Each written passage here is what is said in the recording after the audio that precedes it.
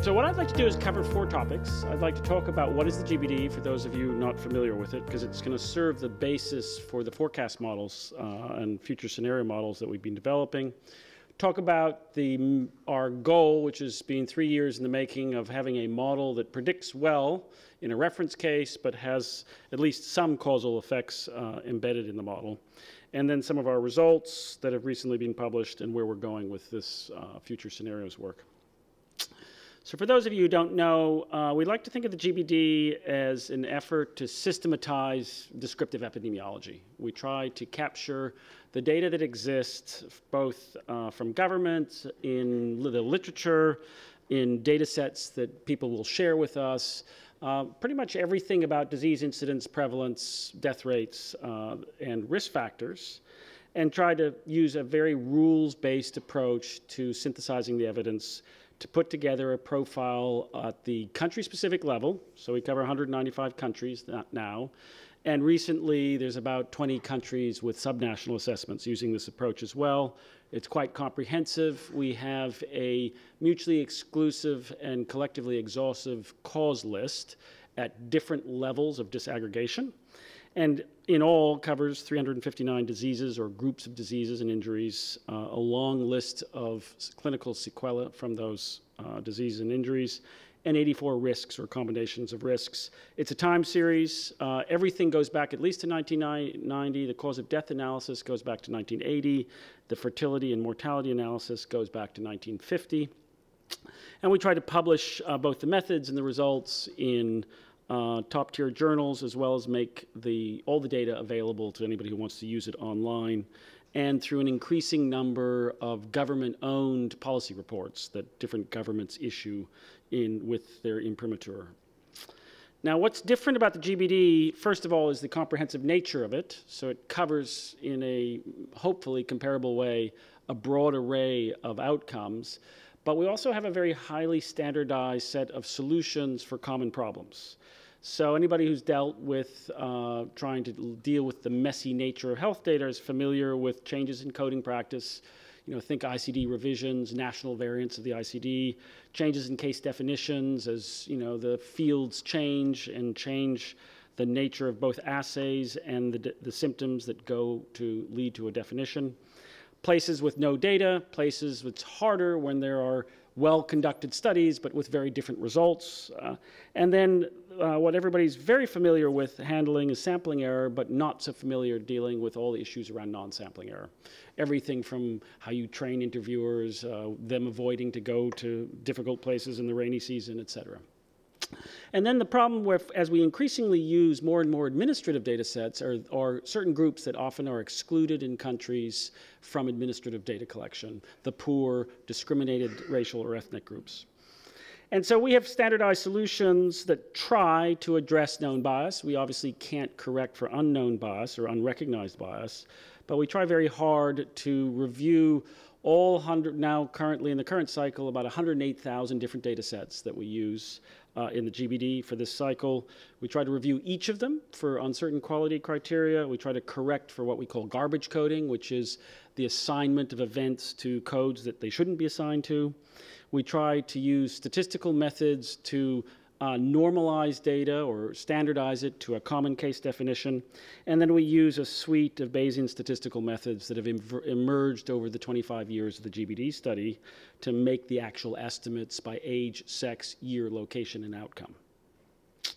Now, I get the opportunity to talk to you about the GBD, but I'm largely a figurehead on the GBD these days, namely because it's an enormous collaboration. We're actually the largest publishing collaborative in science, larger than CERN, and we have currently 3,600 collaborators that publish on the key papers. Covering most countries, but not all. We would like people in every country, because it ground truths both the data sets and the results and the model results. And we have pockets of very intense activity that sort of relate to where subnational assessments are reasonably mature. Brazil, India, Ethiopia, Australia, Iran, and the UK stand out with more than 100 collaborators in each of those countries. The GBD is also different in the sense that in addition to standard disease metrics, disease incidence, prevalence, death rates, age-standardized death rates, numbers, we also calculate a series of rolled-up measures that are meant, or summary measures that are meant to make it easier for somebody who doesn't want to dive into the details, let's say TB incidence rates, but wants to have the sort of high-level comparative view across conditions. So we convert deaths and death rates into years of life lost due to premature mortality. We take the prevalence of all the conditions that we estimate, and we take the public's view of severity elicited through household surveys that actually Josh Solomon has been the lead investigator on that work over the years, and multiply those severity weights times prevalence to get years lived with disability. The sum of those two is DALYs, our apex measure. And then we take the whole matrix of data and estimate a positive measure, which is namely healthy life expectancy. Now, we've gotten better on transparency over the years, and now we conform to guidelines that we co-developed with the WHO called the GATHER guidelines, the guidelines on accurate, transparent health estimate reporting. And what that means is that in our online data catalog, which is meant for researchers and for people interested in the technical details, called the Global Health Data Exchange, the metadata for all 108,000 sources is there, and if we are legally allowed to, we will give you the microdata as well, or links to where you can apply for the data if we're not allowed to pass it on. There's very few data sources that we use that we are not allowed to share much detail at all. Many of those come from China, where the government's quite restrictive on further release of data sets that they share with us. All the code that we use, which is millions of lines of code, is on GitHub. And for those who really want to dive into any sort of detail, it's there for graduate students particularly to spend time on. Now, a smattering of results. I hadn't put a lot of results in. Josh said I might want to do that because just to orient people who may not be so familiar with GBD, I'm going to just give you some very high-level results from GBD 2017 that was published last week in a dedicated issue of The Lancet. Here's death numbers going back to 1950 by age. The y-axis goes up to 60 million deaths in a year, and you can see by age the number of deaths in children, which are the red to orange colors, has dramatically reduced in absolute number and in share of deaths over time as death rates decline at a faster rate for children over the last 70 years than for adults. And there's been demographic shift due to fertility decline towards the mean age of the population being older. And so it's really quite a dramatic change. For those of you puzzling over the spike in the 60s, that's the Great Leap Forward, which had quite a large effect on mortality in around about a 3-year period in China. Here's everything you might want to know about causes of death in one cartoon. And this is busy, but it gives you some sort of key information that I think the GBD is good at giving you these sort of high-level views of what's happening in the world. So we've divided countries by their level of development into 5 groups by their 2017 status. It says 2016, but it is actually 2017. The y-axis is age-standardized years of life lost for 3 large cause groups: the communicable, maternal, neonatal, and nutritional causes, those causes more strongly associated with being poor in red, the non-communicable diseases in blue, and injuries in green. And the x-axis is from 1980 through to 2016. And what you can see is that in every group quintile of countries, there's been a substantial decline in age-standardized death rates for the communicable, maternal, and neonatal causes, slow decline in the rates, age-standardized rates for NCDs, and then declines for injuries with notable spikes, for example, the Haiti earthquake or the Rwanda genocide that you can see in the green bars. There's really interesting detail here if you look carefully. You can see that NCD rates, the difference across the quintiles is they're higher in the poorest quintile of countries. And so the sort of expected rise with income elastic risk factors that you might have thought occurred for NCDs doesn't actually occur for many reasons we could go into. But if you switch this view from age standardized rates to take into account population growth and aging, if you just look at numbers, then you see the so-called epidemic of NCDs. So you have the communicable maternal and neonatal declining, but you have numbers of years of life lost for NCDs going up in the bottom 3 quintiles, a little bit in the 4th quintile, and sort of flat in the last quintile. So there's, planners are interested in numbers. Epidemiologists like to look at age standardized rates. And it's this sort of useless debate as to which is more relevant. They're both important for different audiences, and they give us different insights into what's happening to causes of death. Here's the same figures for the non-fatal component, years lived with disability.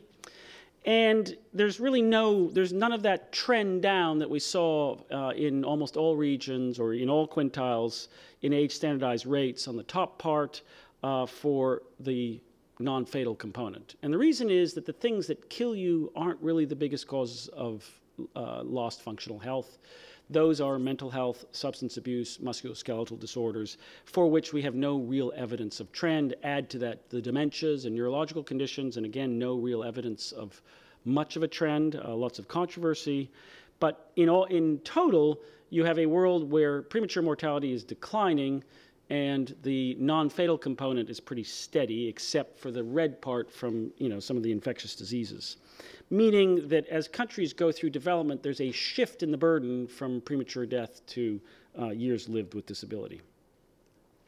Lastly, on this quick tour of the GBD results is our risk factor results showing the leading risks at the global level. So child and maternal malnutrition is still the #1 risk factor once we add in prematurity and low birth weight for gestational age. Diet quality is #2, high blood pressure, and then tobacco and air pollution, high fasting plasma glucose, and high body mass index next. Note of the top risks, only high body mass index is actually increasing over time.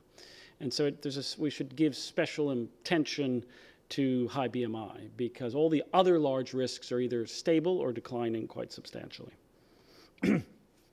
For those of you not familiar, we have a whole series of online tools, including in Norwegian, shown here. We actually have our tools in many languages. Norwegian was the last one added, and this is driven by our collaborators, where people are willing to do the translations. We can easily port them into the tools. And so you can query and click on the download data and get a CSV of anything that you can see in these tools, and there's many ways to pretty much instantaneously explore the data. Okay, so we have this database on the GBD, highly curated, sort of best effort to make good of messy health data around the world. And what we would like to do, for many reasons, is be able to develop different scenarios for the future.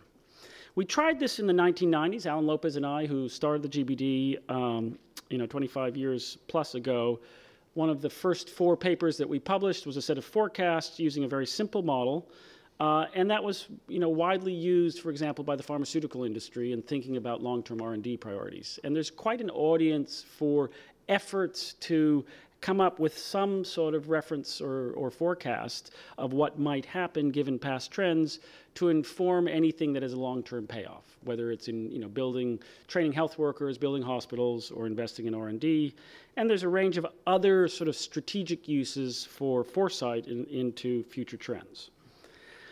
Now, people are interested, the world of scenarios or forecasting divides into 2 camps, and we've tried to carefully navigate our language and navigate between these 2 camps. So one camp, the sort of best exemplified by the demographers, like to make forecasts or projections, and they give special meaning to the difference between those words.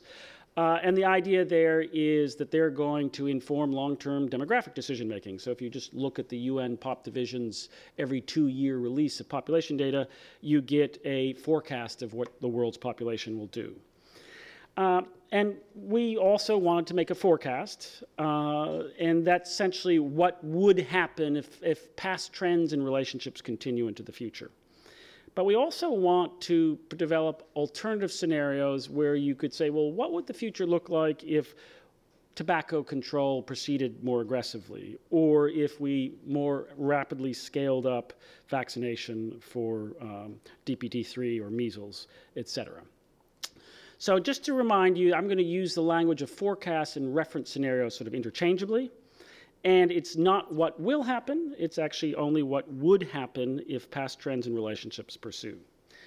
Now, we borrowed a page from the oil industry, who have the longest tradition of forecasting and using it for decision making, because they make 50-year bets on where to develop refineries and build wells. You know, I actually went and visited near here, Chevron, because they're actually the leaders right now in Shell started this business, and Chevron is probably the current leader on the scenario building.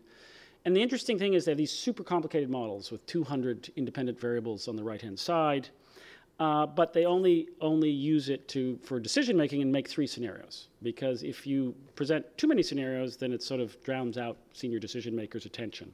And so we followed suit, and we created a better scenario and a worse scenario. Now, you can use the modeling framework to answer an infinite number of questions, which we'll come to towards the end. But for publication purposes, we made a reference scenario and a better and a worse. The better scenario is if every independent driver, every country improved or changed at the 85th percentile of rates of change observed in the past across countries. And the worst scenario is if every independent driver changes at the 15th percentile of rates of change observed in the past. And of course, we've already started making bespoke scenarios for certain groups who are interested in very specific policy questions. Now, what do we want in a forecast model? Not only did we want to bridge the language of scenarios and forecasts, that we wanted to bridge the great divide in forecasting, namely people who produce models with good forecast performance as measured by holding out the last N years of data, building your model, excluding that data, forecasting and comparing to what happened. And that's the sort of classic sort of econometric ARIMA type forecasting and lots of variants thereof. It's the dominant approach in demographic forecasting. The other community wants really the focus on the ability to ask these different scenarios and want the relationships underneath the model to be causal. Now, in macroeconomic models, people have developed both. The history in the macroeconomic modeling space is that the causal models never perform very well in making predictions. They're useful for causal statements, you know, what would happen if I did X to the agricultural sector, but it turns out if you try to use those models to make forecasts, they perform poorly. And the last, but we want a causal model so we can answer these scenario questions, and we wanted one that had good forecastability. So we wanted to try to straddle those two worlds. And then lastly, we didn't want to have nonsensical age patterns. You know, we didn't want to violate Gompertz's law, for example. So we wanted to respect known empirical regularities. So how do we do this? What we've done is we've taken all the risk factors in the GBD for which systematic reviews have been conducted of published cohorts and trials. So we know the causal effects for those pretty well. It's a synthesis of all the available micro evidence. And we remove from the past, this is all going to happen simultaneously in a Bayesian model, but just think of it in the following way. We remove from the past the effect of all the known risk factors, because we've got the exposure by age and sex and time for every country, and we have the causal effects. And then for what is unexplained by that in the past, then we fit regression models. We obviously suffered a huge collinearity problems between education, fertility, and income, the 3 leading underlying drivers that we identified for what's not explained by our 84 risk factors, or 79 in this case, and interventions. So we combine those into a single variable called the socio-demographic index using dimensionality reduction methods, and use that as the key predictor along with time to represent technology shift by disease, age, and sex. And then lastly, to make sure that we are capturing what's good about ARIMA-type models is we apply a hierarchical ARIMA process for what's not explained by these 2 components, and we estimate this all simultaneously. Well, there's the formalization. I thought I had removed it. Now, the only thing to note here that I hadn't covered in words is the Girosi-King prior. So Gary King and Federico Girosi came up with a very clever method to build into the estimation priors, for example, that mortality over age 50 should rise with age. And so we've included in our modeling framework these Jorosi-King priors that allow you to capture that. Now here's visually what's happening. So here's the log death rate of pneumonia on the y-axis. Each country is connected by lines. This is all 195 countries. They're also colored by year of the data. And the black dashed line is just, you know, a time smoother to show you the general mean trend. The x-axis here is our sociodemographic index, which is principal components of those three factors that I described. Now I'm going to remove the known risk factors. So notice that the level has gone down because quite a large attributable fraction of pneumonia is explained by the risk factors. And notice that the slope is now flatter because some of the trend, but not all of the trend, was explained by the trends in the risk factors. So there's something else going on. It's very likely access to treatment, but it could be other factors as well.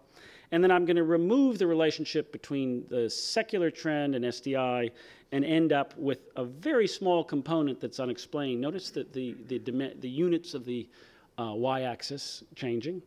And this now are these unexplained trends by either the risk factors, SDI, or time that the ARIMA process tries to capture and soak up in our modeling framework.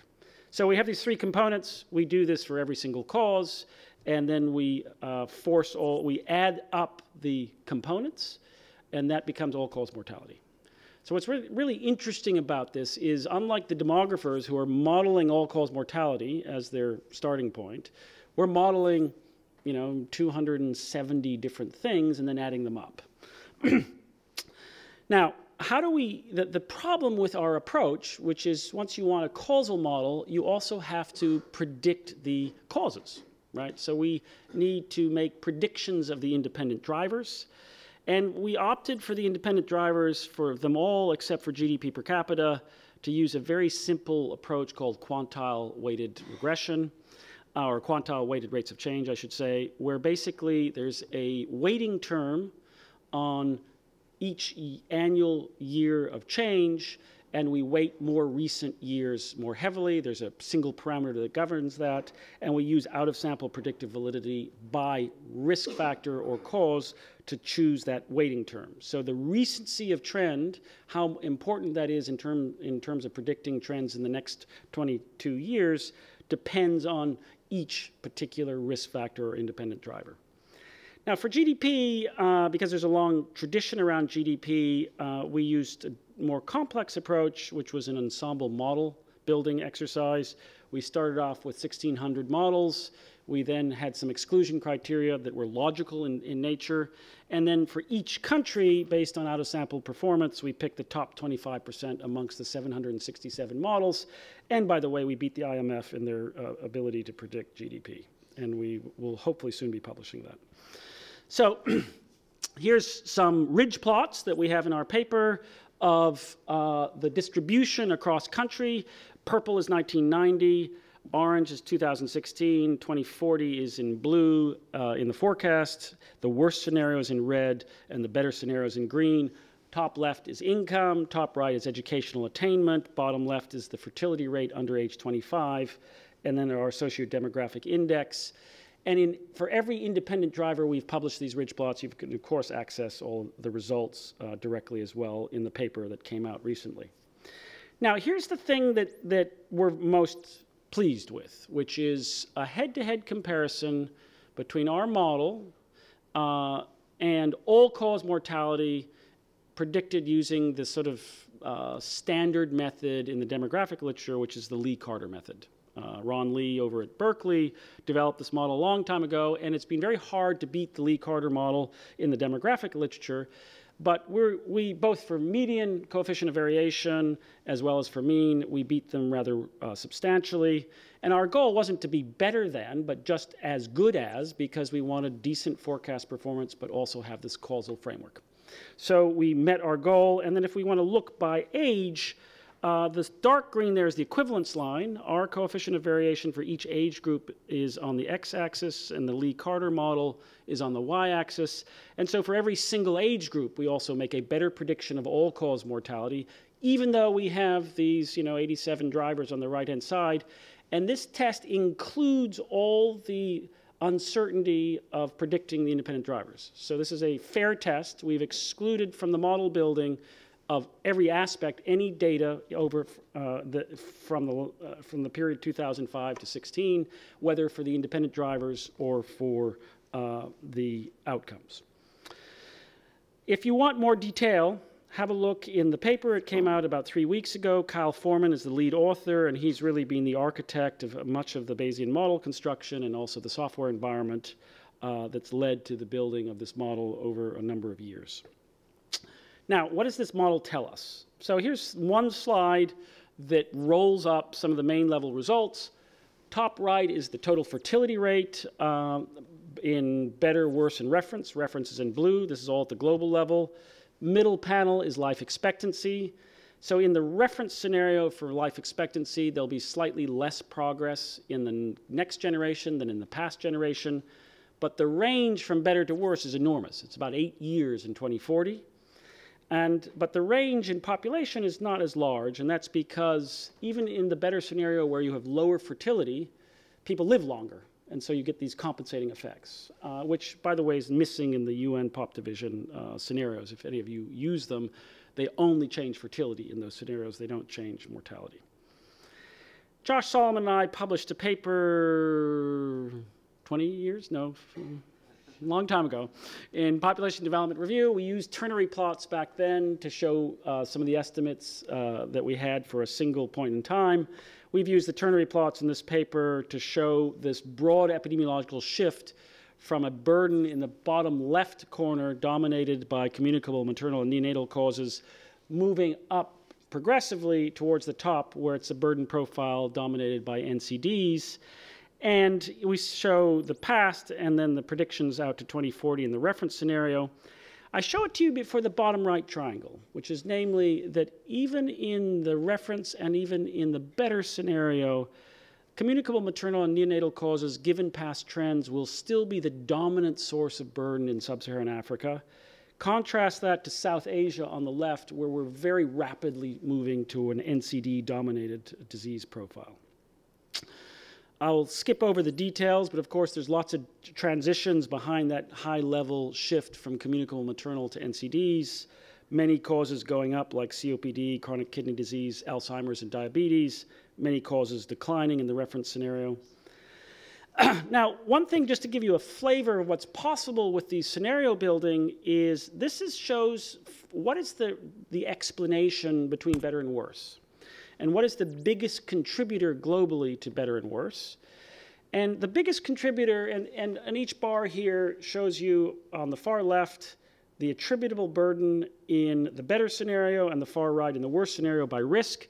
So in terms of the future, 5 risks are dominant of the difference between better and worse: high blood pressure, BMI, high blood sugar, tobacco and alcohol, and air pollution coming in 6th. And you can go on down the risk factors. But it gives you some idea of the target. Of course, this varies by country, and that's already a useful thing. We've already had the UK government using this in their NHS planning, and will be coming out in the CMO's annual report in the spring. Now, we can also talk about what's going to happen to differences across regions. There's still going to be very large inequalities in the reference scenario across regions in 2040. And in the better scenario, those differences across regions will be smaller, but still present. And in the worst scenario, if money dries up for ART, you could actually see a recrudescence of some mortality from HIV, and thus the decline in southern sub-Saharan Africa shown in the worst scenario, and very little progress for cardiovascular disease in the worst scenario in any of the regions. So just a flavor of what comes in this model. We issued a new Viz tool that goes along with this called GBD Foresight. You can look at any country, lots of ways to examine rates, whether across groups of countries or a specific outcome that you might be interested in. Now, where are we going with this? I'm going to end with 2 slides. We are moving on. We've only done causes of death and years of life lost. We're going to be adding disease incidence, prevalence, wildies, and dallies in the coming year. We've been asked by the demographic community to extend our forecasts to 2100. We've already gotten a lot of requests to make sure that climate change is reflected in the modeling, because it currently is not. We've been asked to add the set of interventions that we would include in the modeling framework. And our big goal is to speed up the computation of this, which now takes days, to be able to run a scenario in 5 seconds so that you, the user, can just play with a bunch of sliders and see for a particular country what will happen and generate any scenario that you want. We will probably be able to produce that in a year.